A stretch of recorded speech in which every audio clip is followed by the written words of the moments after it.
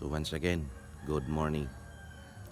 Karon na punta nakabalik sa atong adlaw-adlaw nga buluhaton. Karon na puno ang atong Bible verse of today na matod pa sa Philippians 4:13, I can do all things through Christ which strengtheneth me. So atong masabtan nga kita adlaw-adlaw nagkalain-lain tagi atubang problema, pagsulay, mga pag-angtos, mga kasakitan.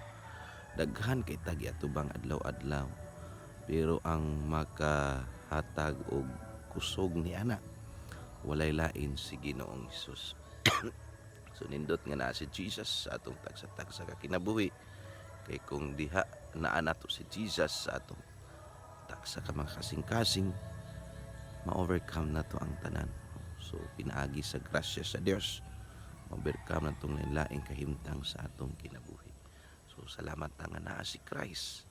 So si Christ ang gikinahanglan sa atong kinabuhi nga pinaagi sa tanan natong mga giatubang. Ingon niya, I can do all things through Christ. Mahimo nato na tanan pag-overcome tungod ni Ginoong Hesus Kristo. Munang gikinahanglan nato si Jesus sa atong tagsa-tagsa ka mga kinabuhi. So let Christ nga mo rule sa atong kinabuhi. Thank you.